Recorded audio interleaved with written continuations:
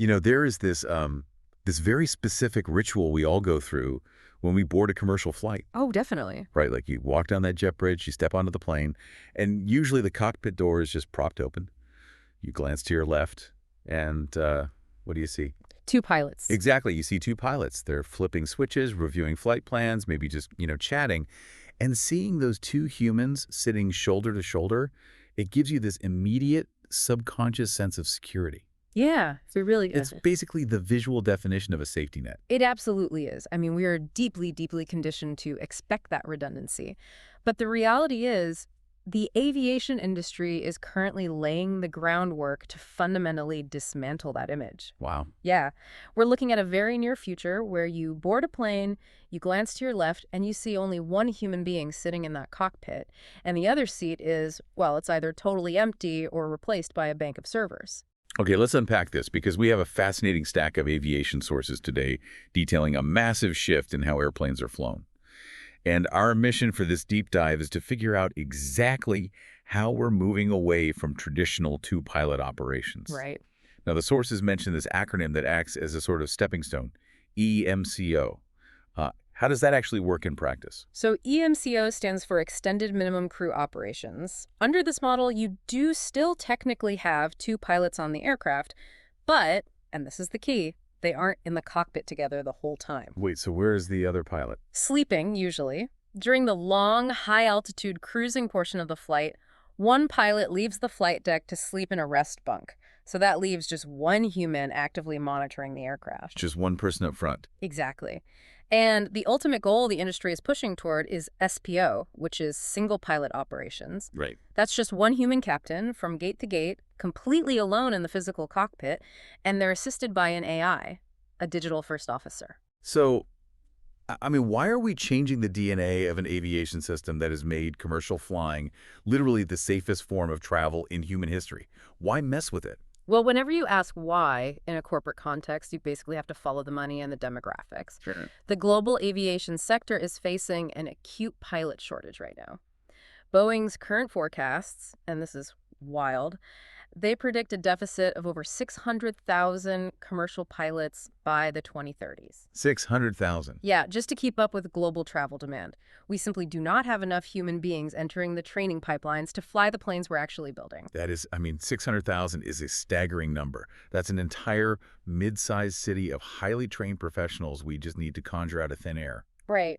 And I imagine the financial incentive to solve this without human labor is massive. Oh, beyond massive. The flight crew currently accounts for roughly 67 to 76% of total crew costs for an airline. Wow, that much. Yeah.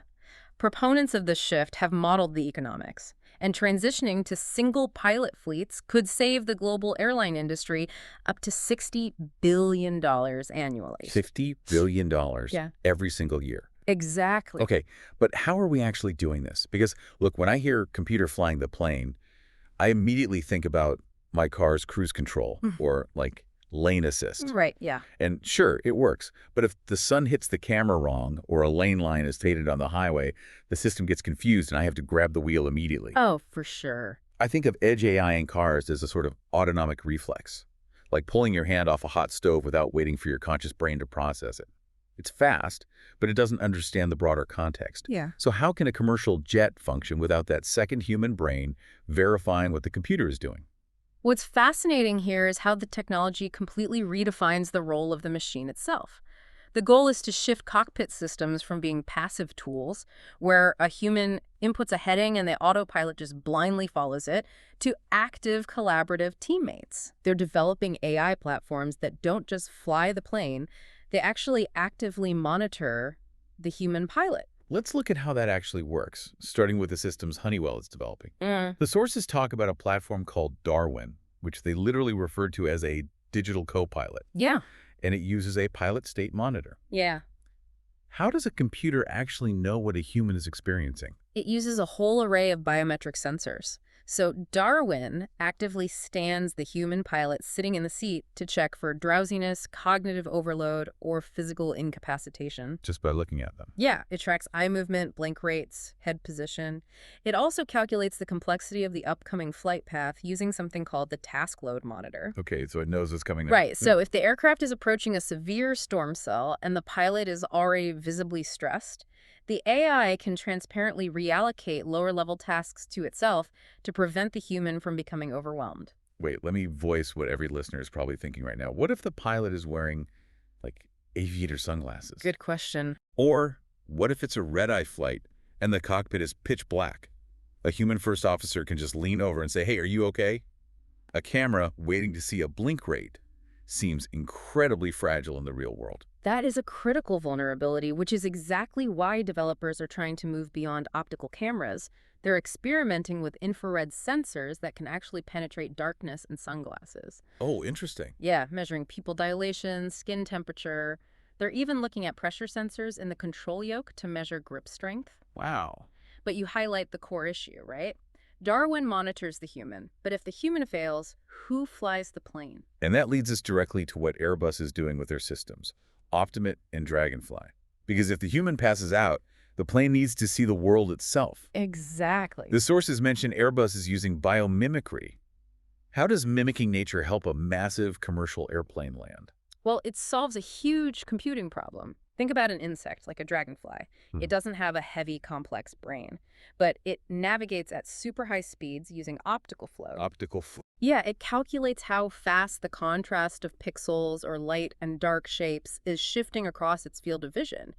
Airbus is using this exact principle for its Edge AI computer vision. And just to clarify for the listener, Edge AI means all the heavy data processing is happening locally, like on the aircraft's own computer, rather than relying on a cloud server somewhere down on the ground. Exactly the distinction we need to make. You cannot rely on a spotty internet connection during a mid-air emergency. Right. So by using optical flow and Edge AI, Dragonfly allows the aircraft to independently see the runway, calculate the approach angle, and actually perform a safe landing. Without help from the ground. Without help. It doesn't need ground-based radar or instrument landing beacons. It can even navigate the taxiways after touchdown just by looking out the window, computationally speaking. That is wild. The plane can land itself at a completely unfamiliar airport using the artificial equivalent of a bug's vision. Pretty much. But Darwin and Dragonfly sound like they're built for brand new, state-of-the-art jets. What about the thousands of older planes already up in the sky? Yeah, that's a big hurdle. This brings us to the DARPA program, Alias.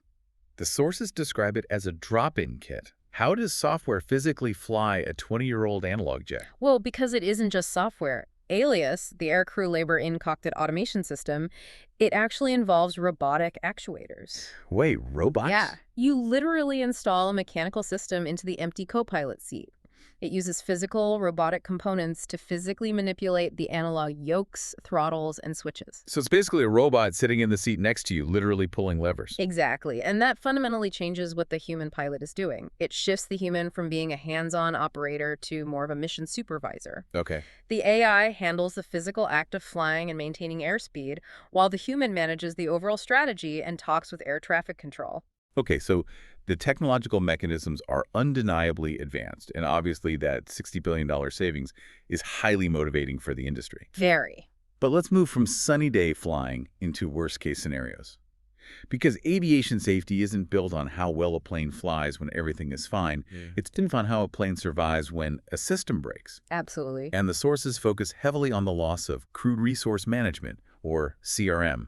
How does CRM actually function mechanically in a cockpit today? CRM relies on a concept called collaborative error trapping. When an emergency happens, one pilot takes physical control of the aircraft, flying the wing, so to speak. The other pilot is responsible for troubleshooting the emergency, running the checklists, communicating with the ground. It provides 4 hands, 4 eyes, and 2 brains. A complete team. Right. If the captain develops a flawed mental model, say, they believe an engine's on fire when it's actually just a faulty sensor, that second human brain is physically right there to challenge that assumption and stop them from shutting down a perfectly healthy engine. And replacing that second human with an AI completely shatters that dynamic. Completely. To figure out exactly how dangerous that is, NASA and the FAA conducted a major simulation study on single-pilot operations. Let's look at one of the emergencies they tested. A rudder trim runaway. Oh, yeah. That's a bad one. For someone who isn't a pilot, what does that actually mean mechanically, and what does it feel like in the cockpit? So the rudder controls the left-to-right yaw of the airplane. A runaway means a malfunction is causing the rudder to forcefully deflect to one side all on its own. Oh, wow. Yeah, the airplane violently wants to twist sideways and dive. To counteract this, the pilots have to physically push on the rudder pedals with immense leg strength. In many older aircraft, it requires so much sustained physical force that one person literally cannot hold the pedal down while simultaneously reaching up to the overhead panel to flip the circuit breakers needed to fix the actual problem. It literally requires 2 humans just for the sheer physical labor of saving the aircraft. Yeah. And what the NASA study found was that when a solo pilot faces a compound emergency like that, their physical and cognitive workload skyrockets to an unacceptable level. It triggers a psychological mechanism called task shedding. What is that? Task shedding is a biological cognitive bottleneck. The human working memory can really only hold about 4 to 7 items at once. Oh. When you have a plane physically fighting you, multiple alarms blaring, and air traffic control yelling in your ear, the brain simply runs out of processing power. It just starts dropping critical information. It just deletes it. Yeah. In the NASA simulators, solo pilots were skipping crucial checklist items and making unilateral fatal decisions because there was no second person to absorb that cognitive load. Let me push back on this, though. Sure. If a human brain only has a working memory of 4 to 7 items, an AI can process millions of data points a second. An AI doesn't get overwhelmed by a blaring alarm. So why wouldn't a digital co-pilot be vastly superior at handling a runaway trim or a dual generator failure? Well, an AI is vastly superior at executing a clean, pre-programmed checklist. The problem is that real-world emergencies are rarely clean. Right. They involve cascading, unpredictable failures that require intuition and creative problem-solving, traits that AI completely lacks right now. Furthermore, if we look at human versus AI response times during an incapacitation event, the human wins every time. Because of the detection lag we talked about earlier. Correct. If a captain suffers a stroke, a human first officer notices the change in their voice, their posture, or breathing in milliseconds. Instantly. They instantly take the controls. An AI relying on an eye-tracking camera or a heart rate monitor might take several crucial seconds to verify that the pilot isn't just leaning over to pick up a dropped pen, but is actually incapacitated. And in a steep dive, those seconds are the difference between recovering the aircraft and hitting the ground. Exactly. Let's factor in the EMCO scenario, the extended minimum crew operations. Yeah. So in this model, you still have 2 pilots, but one is in the back of the plane sleeping during the cruise. Right. Imagine, you're the solo pilot up front, cruising over the Atlantic, and that rudder trim runaway happens. The alarms go off, the plane pitches violently, you hit the emergency buzzer to wake up your co-pilot, they run into the cockpit. Problem solved, right? The data strongly suggests otherwise, due to a neurological state called sleep inertia. Sleep inertia. Yeah. When you're in the rest bunk, you enter delta wave deep sleep. If a loud buzzer suddenly wakes you up, your brain doesn't instantly snap back to full capacity. Your prefrontal cortex, the part of the brain responsible for logic, complex decision-making, situational awareness, is essentially lagging. It's that feeling when your alarm goes off at 3 a.m. and you don't even know what year it is, let alone how to troubleshoot a cascading electrical failure on a Boeing 777. Exactly. The clinical research cited in the sources shows that waking a resting pilot introduces sleep inertia that can severely impair their cognitive processing and motor skills for up to 35 minutes. 35 minutes. Yeah. That means for over half an hour while the plane is plummeting, your backup pilot is physically sitting in the seat, but neurologically useless. They cannot collaboratively problem solve. You are effectively flying single pilot anyway, but now with the added distraction of a very confused colleague next to you. Okay, here's where it gets really interesting. Yeah. If the safety risks are this vivid-like, if the loss of crew resource management leads to deadly task shedding, and if sleep inertia renders the EMCO backup pilot ineffective for 35 minutes, Who is allowing this to move forward? Because there is a massive high-stakes battle happening over the future of our skies right now. There really is, and we need to look at this impartially, as both sides are wielding significant political and financial power. Right. On one side, airlines and aerospace manufacturers are pushing regulators to update the rules to allow for EMCO and SPO. They're citing the technological advancements of systems like Darwin and Dragonfly and the very real math of the global pilot shortage we talked about. And on the other side, you have the human pilots aggressively fighting back. Oh, absolutely. Organizations like the Airline Pilots Association, LLPA, and the European Cockpit Association are launching massive public campaigns. They're using slogans like, "Safety starts with two, and one means none." They argue that economic pressure is just being used to erode the established gold standard of aviation safety. The pushback has even reached the legislative level. In the United States, a bipartisan coalition of over 150 members of Congress recently demanded that the FAA and the Department of Transportation unequivocally reject any EMCO or SPO proposals. But the ultimate deciding factor in this entire debate is you, the listener, the passenger. Think about your own internal calculus. If you were booking a flight for your family and a notification popped up saying, this flight is operated by a single pilot and an AI, how would you feel? Probably not great. Right. The data shows a massive barrier here. 81% of passengers state they would never feel comfortable flying with a single pilot. And 80% of the flying public explicitly believe that two pilots are essential for problem solving in the air. Passengers inherently understand the value of crew resource management even without knowing the technical terminology. They want the redundancy of human intuition. You cannot run a profitable airline if 8 out of 10 people refuse to purchase a ticket. No, you can't. But the airlines still want that $60 billion in savings. Well, if we connect this to the bigger picture, we find the ultimate paradox of this entire movement. What's that? The $60 billion in anticipated labor savings might be entirely illusory. Wait, how? It comes down to the brutal math of insurance underwriter. Wait, how does $60 billion evaporate because of insurance? An aviation underwriter's sole job is to assess liability and risk. When they look at the removal of the human first officer, they don't see innovative biomimicry or efficient edge AI. They don't care about the cool tech. No, they see the NASA simulation data on task shedding. They see the physiological reality of a 35-minute sleep inertia window.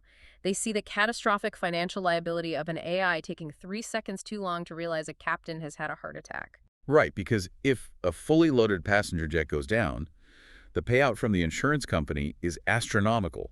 So to compensate for that heightened risk, they are going to massively inflate the premiums on any airline operating single-pilot flights. Exactly. The insurance surcharges alone could completely wipe out the labor savings. Wow. And we haven't even factored in the terrestrial infrastructure costs yet. What do you mean? To make SPO work safely with remote ground support, airlines and international aviation bodies would have to build a global network of fortified, secure, low-latency communication hubs. You need dedicated ground stations that can instantly take over a flight anywhere on the planet without a microsecond of signal drop. So you're trading the cost of a human first officer's salary for skyrocketing liability premiums and the construction of a multi-billion-dollar global tech infrastructure. Pretty much. The economic motivation essentially defeats itself. The financial burden is just shifted from the payroll department to the IT and risk management departments. So what does this all mean for us? Let's sort of synthesize the landscape here. The engineering we unpack today is staggering. The idea of an AI using the optical flow of an insect to visually land a commercial jet, or a biometric system monitoring a pilot's cognitive load in real time, that represents a massive leap in aerospace technology. The technology is undeniably brilliant, yeah. And the pressure to implement it to solve the demographic pilot shortage is not going away anytime soon. But the cost of that implementation is the dismantling of crew resource management. It introduces the terrifying realities of task shedding during a catastrophic failure, and it forces a solo pilot into unilateral decision-making. Right. And because of those risks, we are witnessing a fierce industry tug-of-war between tech innovators, skeptical regulators, unionized pilots, and pragmatic insurance underwriters. And while passenger flights face incredibly steep social and regulatory hurdles, the transition is not dead. The sources point out that this technology will almost certainly test the waters in the 2030s via the cargo industry. Oh, cargo. Yeah, single-pilot cargo aircraft are already in the pipeline. After all, a plane full of electronics or overnight packages doesn't care if there's only one pilot up front. Which leaves us with a final question to mull over. Right now, 81% of us are deeply uncomfortable with the idea of losing that second pilot. But once autonomous single-pilot cargo planes are flying over our heads every single day, seamlessly navigating weather and landing safely without incident, how long will it take before our own passenger skepticism begins to fade? It's a great question. How long before we glance to the left, see an empty seat, shrug our shoulders, and willingly become the cargo? It is a profound psychological question. Our comfort zones are going to be tested much sooner than we think. Something to keep in mind the next time you buckle your seatbelt and hear that voice from the flight deck. Thank you for joining us on this deep dive into the source material. We'll see you next time.